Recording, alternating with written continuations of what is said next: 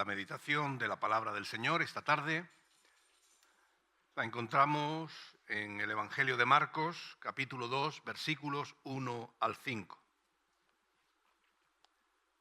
Evangelio según Marcos, capítulo 2, versículos 1 al 5.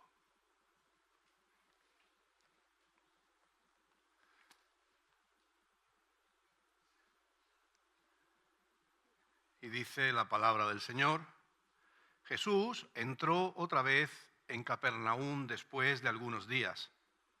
Cuando se supo que estaba en casa, inmediatamente se juntó mucha gente, de manera que ya no cabían ni aún a la puerta. Y Jesús les predicaba la palabra. Entonces acudieron a él 4 personas que llevaban a un paralítico. Como no podían acercarse a él, a Jesús, a causa de la multitud, quitaron parte del techo de la casa donde Jesús estaba y por la abertura bajaron la camilla en que yacía el paralítico. Al ver Jesús la fe de quienes les llevaban, dijo al paralítico: Hijo, tus pecados te son perdonados.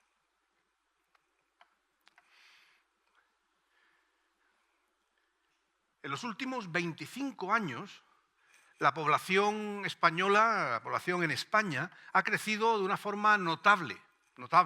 Ha pasado de unos poco más de 39 millones de habitantes en el país en el año 98 a más de 49 a mediados de 2025. Es decir, 10 millones más de habitantes en el país, un 25% de aumento en la población, que sin duda es una cifra bastante notable. En la Comunidad de Madrid también ha sucedido algo parecido, porque hemos pasado en el año 2000 de ser 5.400.000 aproximadamente a 7 millones en el año 2025, es decir, casi 2 millones más en ese periodo de tiempo. Y la ciudad de Madrid, ya no la comunidad, sino la ciudad, ya ha superado por primera vez los 3,5 millones de habitantes en este año 2025 en el que nos encontramos. La verdad es que lo que uno puede decir es cuánta gente, ¿verdad? ¿Cuánta gente? Yo recuerdo que yo todavía a veces me atasco con la cifra y dice, ¿cuántos habitantes hay en tu país? Cuando viajas fuera y tal, y yo digo, 30 y 40 millones, no sé cuánto. No, ya estamos casi de los 50, ¿no? Ya se ha quedado uno desfasado y seguramente ya están hablando de que en no mucho tiempo superaremos los 50 millones de habitantes, ¿no? Mucha gente sin duda. Pero fijaros, qué cosa tan curiosa. El 11% de la población en España vive sola. Un 11% de la población en España vive sola. Y el 28% de los hogares, más de uno de cada cuatro, son hogares unipersonales, es decir, domicilios en los que solo hay una persona. Las estadísticas nos dicen que un 20% de los adultos, es decir, 1 de cada 5, si contáramos 1, 2, 3, 4, 5, pues 1 de esos 5 experimenta lo que llamamos soledad no deseada. Y ese porcentaje parece ser que todavía es mucho más alto en grupos como, por ejemplo, los jóvenes, que se dispara a casi un 35%. En las mujeres es un 21% frente al 18% en los hombres, por no hablar de las personas mayores, ¿verdad? Ahí la importancia del ministerio Seniors, ¿verdad? Que queremos acoger, recibir, agrupar.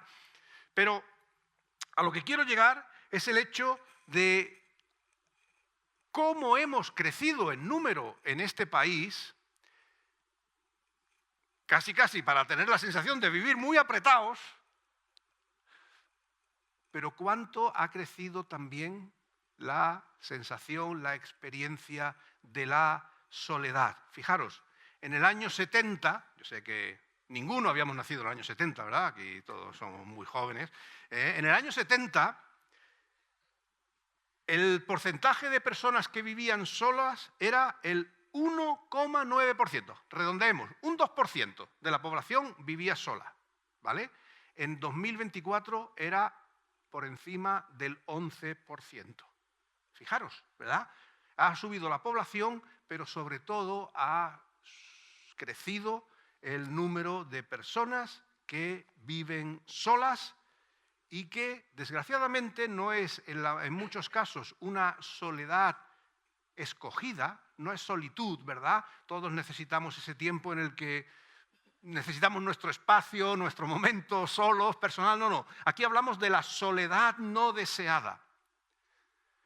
El no estar acompañados, el no tener a alguien al que hablarle y compartirle lo que estás viviendo, lo que estás necesitando, cómo te encuentras, cómo te has levantado ese día, ¿verdad? Hay muchas personas que viven en ese abandono, en esa soledad emocional bastante triste. Y Madrid es una de las comunidades donde el porcentaje de personas que se sienten solas es superior a la media nacional, siempre mirando las estadísticas, ¿verdad?, en lo que esto puede valer.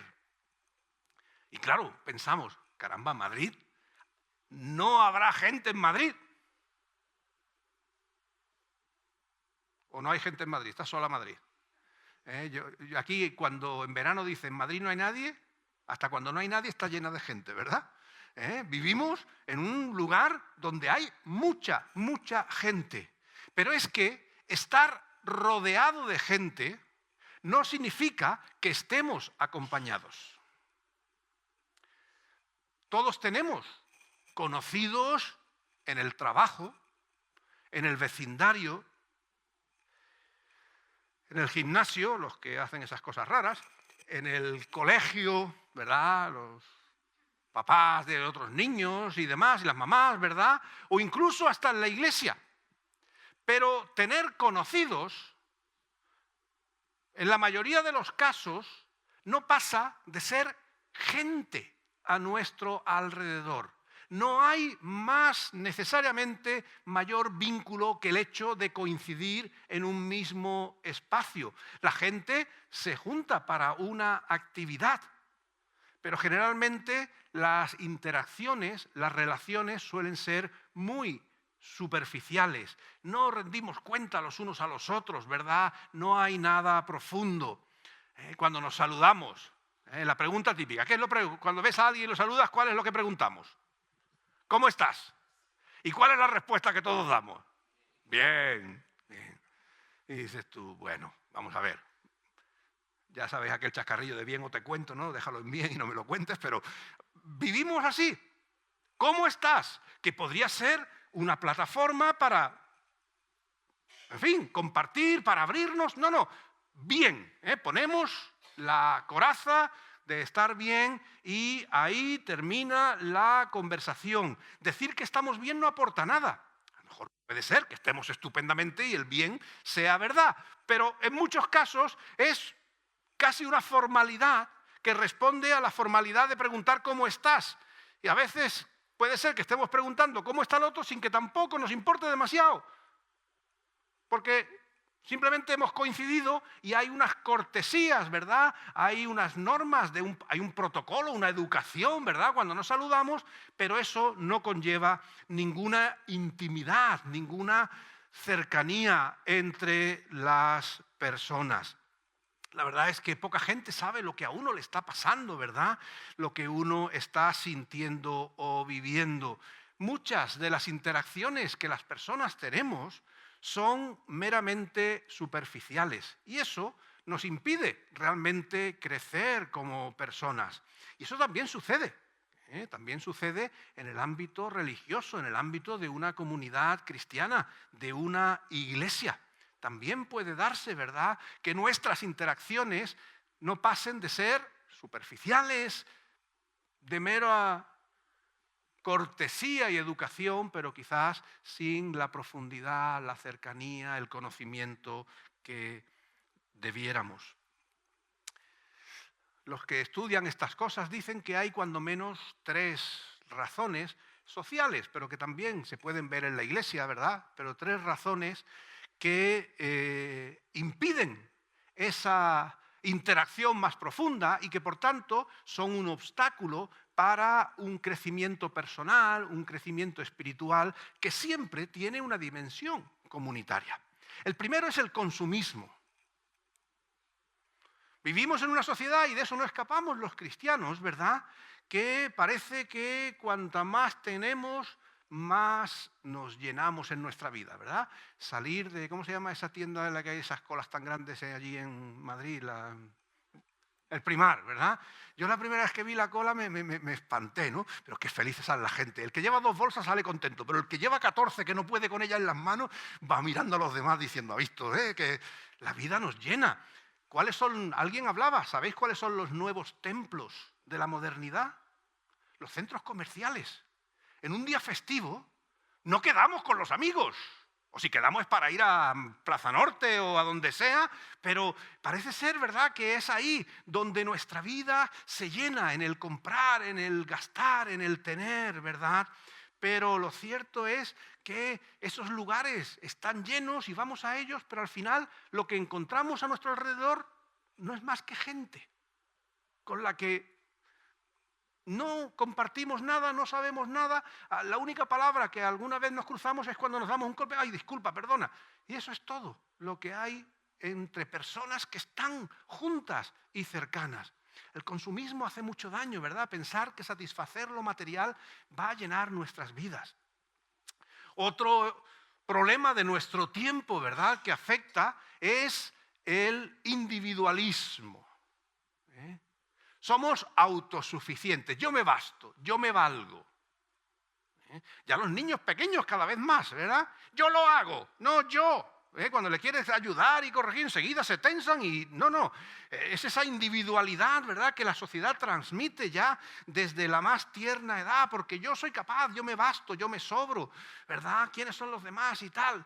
Y ese individualismo daña nuestras vidas. Y un tercer factor, ¿verdad?, fruto de todo esto es la parálisis que produce ese aislamiento que hemos creado, ¿verdad? Todo es personal, todo es privado. Por eso esa frase, ¿no? Cuando alguien se acerca, a lo mejor por educación no lo decimos, pero lo pensamos. Oye, métete en tus asuntos. Esto es cosa mía, yo sé lo que tengo, yo sé lo que tal, ¿verdad? Y otra vez ponemos esa coraza poniendo un freno, distanciándonos de los demás. Me acordaba, yo sé que no es un himno, ¿verdad? Es una canción secular de Alaska, ¿verdad? Pero recordáis, seguro que sí, el tiempo de la movida y esa de ¿a quién le importa lo que yo haga? ¿A quién le importa lo que yo diga? Yo soy así y así seguiré, nunca cambiaré. No, es lo que hay. Y eso evidentemente daña ese vínculo, esa idea, ¿verdad?, de ser comunidad. Creemos que solos estamos mejor, que nos bastamos, ¿verdad? Y a veces no distinguimos lo que puede ser, que no es el tema ahora del mensaje, ¿verdad?, evitar relaciones o personas tóxicas, que evidentemente uno tiene que ser sabio y evitar esas influencias, pero no es eso de lo que estamos hablando. Estamos hablando del hecho de afirmar una soledad en la que podemos estar rodeados de gente y no tener vínculo, no tener intimidad, no tener relación, no tener cercanía. Eso, hermanos, nos empobrece.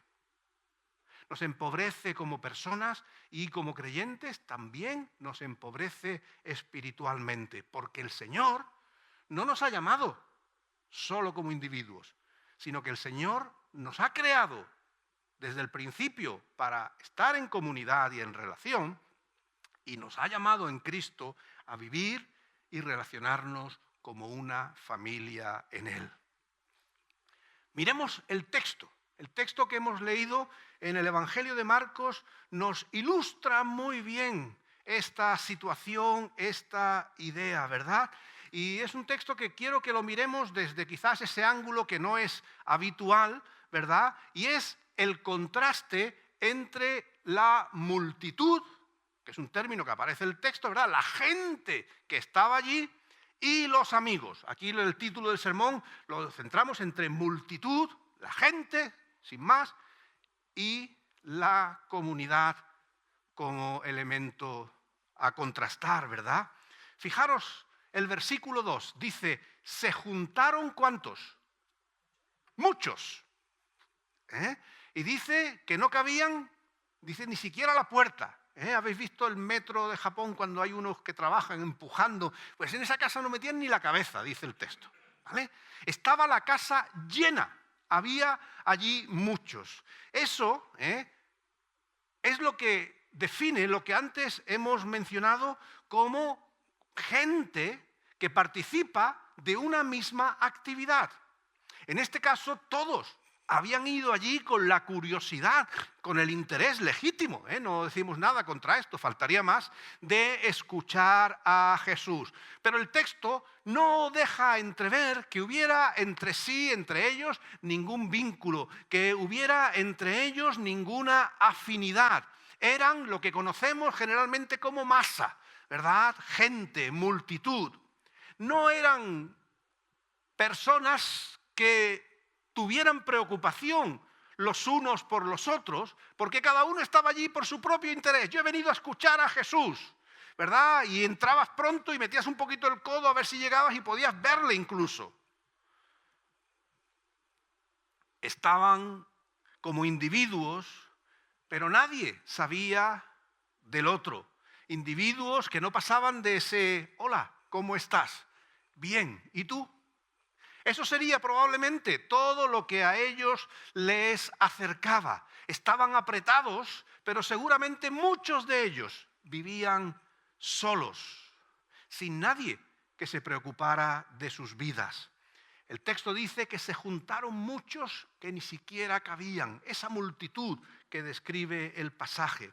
En el versículo 3 se nos ofrece otra referencia a otras personas. Y dice que eran 4 que llevaban a un paralítico.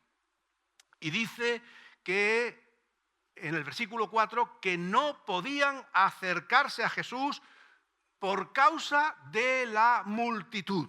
Fijaros, qué contraste, ¿verdad? Hemos hablado de una multitud de individuos que no sabemos si se conocen, que no tenían más interés que el personal, y ahora de repente aparecen 4 con un paralítico. Eran 4 que verdaderamente sí tenían conexión entre ellos. Eran un grupo de personas que pretendían llegar a Jesús porque a ellos les preocupaba la salud de su amigo, de ese hombre que era, dice el texto, un paralítico. Esos 4 sabían y conocían su situación. Sabían que era un hombre que no se podía mover. Sabían que era una persona que no se podía valer, que no podía, por tanto, trabajar y ganarse la vida, sino que estaba ahí postrado. Pero era su amigo. Era alguien que les dolía. Era alguien con quien tenían un vínculo, una relación. Y entonces esos 4 actuaron para ayudarle en lo que estaba a su mano. Y en esta ocasión lo que estaba a la mano de ellos era llevar a su amigo enfermo ante el Señor Jesús. Y fijaros el contraste, ¿verdad? La multitud era muy numerosa. No se podía entrar en la casa. Los amigos eran solo 4. Seguro que, puestos a imaginar, habría muchos más recursos y posibilidades en la multitud que en solo 4 personas. Sin embargo, la multitud no solamente no fue de ayuda, no solamente no fue facilitadora, sino que aparece en el texto que fueron un impedimento para aquel hombre que estaba enfermo. ¿Por qué? Porque había mucha gente allí, pero nadie se sentía vinculado con el paralítico. A nadie le importaba su situación. Y al final esa multitud era un mero estorbo, o si queremos ponerlo más suave, fueron únicamente espectadores de la situación que ante ellos estaba sucediendo. Y eso creo que nosotros lo podemos identificar. ¿Cuántas veces no hemos visto, verdad? A veces lo vemos hasta en televisión, que alguien está agrediendo a otro, el agresor a lo mejor es uno, son dos, y alrededor hay 15 o 20 personas mirando y grabándolo con el móvil. ¿Me voy a meter yo para que me peguen a mí también? Oye, algo habrá hecho, porque esa habrá... En fin, seguro que buscamos todos los pretextos para no meternos y también recibir nosotros, ¿verdad? Pero fijaros, muchas veces vemos a más observadores pasivos que podrían hacer, ¿verdad? Pero no hay vínculo, no hay cercanía con la víctima y lo más que se hace pues es grabarlo en el móvil como si eso fuera pues algo a recordar. La multitud del texto eran muchos, pero eran inútiles e insensibles a la necesidad del paralítico. Y aquí es donde creo que todos podemos percibir la diferencia que hay entre ser un grupo de gente, sin más, y ser una comunidad. La cuestión no es el número, sino que la clave es la actitud. Estos 4 hombres, que eran solo 4, conocían la persona, la situación de esa persona porque era su amigo. Y conocer les hacía partícipes, les vinculaba emocional y afectivamente y en responsabilidad hacia aquel enfermo. Por eso dice el texto que no se dejaron derrotar por la situación, no se vinieron atrás por la pasividad y la insensibilidad de la multitud, sino que buscaron una alternativa para seguir ayudando a aquel del que sí ellos sentían cercanía y afecto. Dice el pasaje, ¿verdad?, que abrieron un hueco en el techo y consiguieron bajarle hasta que Jesús lo vio. Versículo 5, qué interesante. Dice el versículo 5, al ver Jesús la fe ¿de quién? De los amigos, de ellos. No dice al ver la fe del paralítico, que hubiera sido lo lógico, ¿verdad? A ver, tú eres el enfermo, podría haber sido muy adecuado que Jesús le hubiera dicho, hombre, ya que estás aquí, ¿quieres sanar? Y le hubiera dicho, claro, Señor. Pero Jesús no le pregunta, sino que dice el texto que al ver Jesús la fe de los amigos, es cuando entonces profiere sus palabras de salvación, de sanidad hacia este hombre. Jesús reconoció lo que allí estaba sucediendo y reconoció la fe de los amigos. Jesús no se equivocó con la multitud, sino que reconoció a aquellos que sí se sentían cercanos, vinculados a este hombre, ¿verdad? Y por eso Jesús hizo posible, al ver esta fe, su sanación.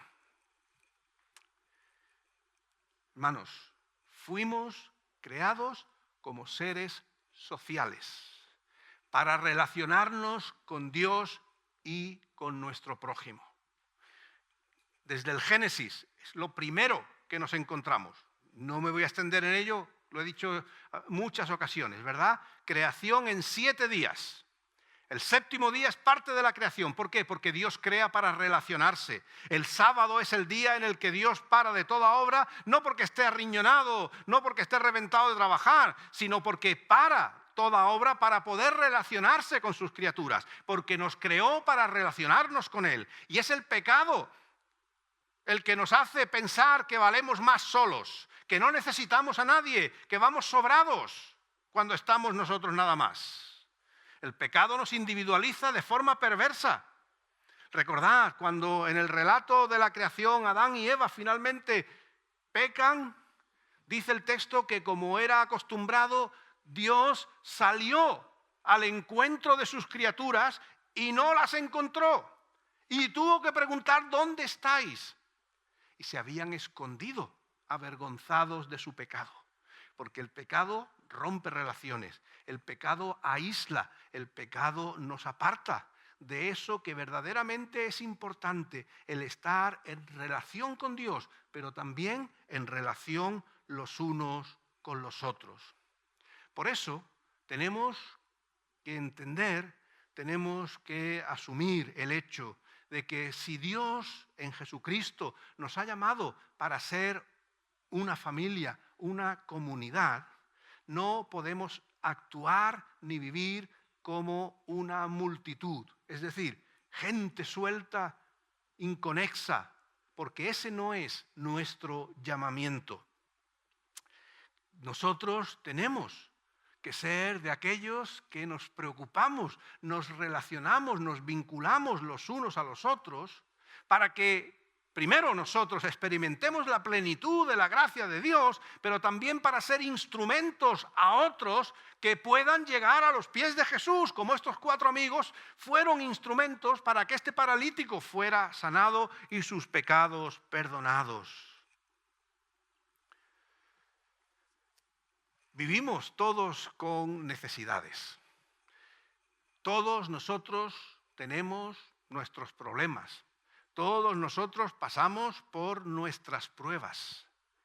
Y el Señor nos ha creado en comunidad y nos llama a ser comunidad porque quiere que recibamos apoyo en nuestros problemas, que recibamos cercanía en nuestras necesidades, que seamos fortalecidos, animados, empoderados a través de la comunidad de creyentes.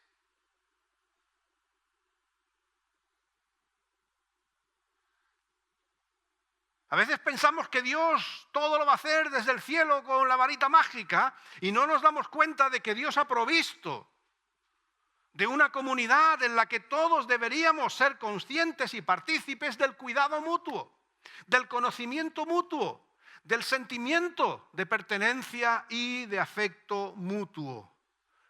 Cuando somos débiles, quienes nos rodean son nuestra fortaleza. Son los que nos tienen que sostener. Ese es el plan, el propósito de Dios. El Señor nos ha dado la comunidad no solamente para que en nuestros problemas podamos ser ayudados, sino también para que nosotros seamos de ayuda a los demás. La comunidad cristiana es una oportunidad para ministrar, para tocar a quien está a nuestro alrededor y bendecirle en sus necesidades, en mostrar cercanía, en mostrar apoyo, en mostrar cuidado. Una auténtica comunidad es una realidad de oportunidades para bendecirnos, para cuidarnos, para apoyarnos. La comunidad, sin duda, alguno estará pensando, menudo jaleo es esto. Y es que ser comunidad no es fácil, sabemos, ¿verdad? Es posiblemente una aventura. A veces tenemos el refrán, más vale solo que mal acompañado, ¿verdad? Decimos. Y a veces eso lo trasladamos de una manera muy poco sana a nuestras relaciones en la iglesia, ¿verdad? Pero acercarnos, mostrarnos vulnerables a otros para poder ser ayudados o reconocer en el otro debilidad y poder ayudar es parte del plan de Dios. Si estos 4 amigos no hubieran tomado el riesgo de lo que suponía enfrentarse a la multitud, subir al tejado de la casa, abrir el techo, bajar al amigo y demás, este hombre no hubiera sido sanado.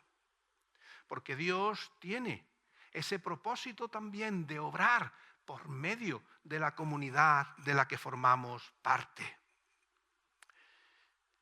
La comunidad de fe es una herramienta, es un instrumento de Dios también para guiarnos en nuestras vidas. Alguien decía que necesitamos la comunidad de creyentes porque ninguno de nosotros es tan inteligente como todos nosotros juntos. Y creo que eso no hay que extenderse mucho y explicarlo, ¿verdad? Todos necesitamos guía, todos necesitamos dirección. Y el Señor se sirve de muchas formas y maneras para traerla a nuestras vidas. Y una muy importante es la comunidad. En la carta a los Efesios se nos recuerda que la intención de Dios era dar a conocer su multiforme sabiduría, es decir, la gran sabiduría de Dios, dice Efesios, que Dios la da a conocer por medio de la iglesia, por medio de la comunidad, por medio de estar juntos, de estar relacionados, de preocuparnos, de acercarnos, de interesarnos los unos por los otros. Dios quiere guiarnos y una de las formas que ha escogido es la comunidad de fe. Por eso es importante cuando nos reunimos para escuchar la palabra, cuando nos reunimos para orar, para compartir nuestras vidas juntos. ¿Cuántos de nosotros nos conocemos en profundidad? ¿Quién piensas que te conoce aquí por dentro? ¿Quién de los que está aquí quizás sabe de tus sufrimientos, de tus luchas, de tus tentaciones, de tus necesidades de oración? Seguramente estemos pensando, pues muy pocos o ninguno sabe. Pero cuidado, no usemos esa idea para echar la culpa a los demás. Seguro que hay responsabilidad en los demás de no acercarse lo suficiente, de no preocuparse lo suficiente. Pero ¿y tú? ¿Te abres lo suficiente? ¿Dejas mostrar tu vulnerabilidad, tu necesidad, tu sufrimiento, para que los que están a tu alrededor y se preocupan por ti te puedan ayudar, te puedan bendecir? Solo siendo parte de una comunidad auténtica podemos crecer espiritualmente. Solo cuando nuestras relaciones son cercanas, como la de estos amigos con el paralítico, nuestras vidas pueden ser transformadas. Una comunidad cristiana está compuesta por aquellos que comparten y se involucran en las vidas de los demás. Hoy estamos celebrando el Día de la Fraternidad. Y el Señor nos invita, nos conmina a ser comunidad y no meramente gente, no ser sencillamente una multitud, una panda de individuos que se reúne a adorar a Dios. La palabra del Señor nos invita en este día a abrir nuestras vidas a quien está a nuestro lado, a la misma vez que también nosotros nos mostremos capaces de mostrar sensibilidad, atención a las necesidades de los demás, contribuyendo así a su bienestar y transformación en Cristo. En el texto que hemos leído, el problema de la historia no está en Jesús. Creo que eso no cabe duda, ¿verdad? El Señor está siempre dispuesto a recibir. El Señor está siempre dispuesto a tocar vidas, a transformarlas. El Señor siempre acoge. El Señor siempre recibe a los que le buscan y transforma su realidad como nada ni nadie lo puede hacer. Pero el reto está en quienes aparecen en el texto que pueden ser un reflejo de nosotros. ¿Quiénes somos nosotros en esta historia? ¿Seremos la multitud que despreocupados de los demás vamos buscando a Jesús? ¿O seremos como esos 4 amigos que también van buscando a Jesús, pero lo van haciendo en comunidad? Lo hacen en preocupación mutua, sabiendo que no solo importo yo, sino que importa Él nosotros. Los primeros, la multitud, son esas personas que en muchas ocasiones acaban viviendo en soledad. Nadie se preocupa por mí. Quizás porque tú no te abres, quizás porque tampoco tú te preocupas por nadie. La soledad tiene muchas razones y motivaciones. Y ser parte de la multitud, incluso en una iglesia, puede hacer que nuestras vidas sean vidas solitarias. Pero la palabra del Señor nos pone un reto más bonito, y es el hecho de que formemos parte de una auténtica comunidad. Que seamos como hermanos, que es la palabra que aparece en las Escrituras, con Dios nuestro Padre, con su amor presente en nuestras vidas. Que seamos una comunidad en la que el amor, la preocupación, el interés mutuo se haga visible en nuestras interacciones. Porque ahí es donde hay auténtica bendición. Ahí es donde nuestras vidas espiritualmente también crecen. Porque no crecemos en aislamiento, sino que crecemos en comunión. En comunión con Dios, faltaría más, pero también en comunión los unos con los otros. Ahí, como dice el texto lema que hemos tenido puesto en pantalla en este domingo, allí es donde el Señor envía bendición y vida eterna. Por eso, queridos hermanos, queridos amigos, seamos comunidad. No seamos gente, no seamos multitud inconesa, sino seamos ese pueblo de Dios unido, que le ama, que recibe su amor, pero que también comparte con aquellos que el Señor nos ha regalado para ser auténticamente una familia en Él. Que el Señor nos bendiga y que su amor se muestre en nuestra forma también de tratarnos, de recibirnos, de cuidarnos los unos a los otros. Amén.